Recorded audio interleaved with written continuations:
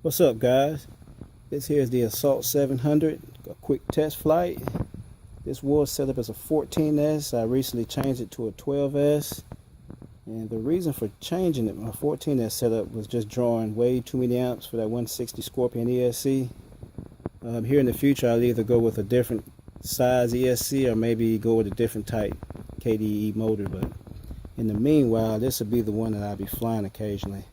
Let's take it out and see what it does.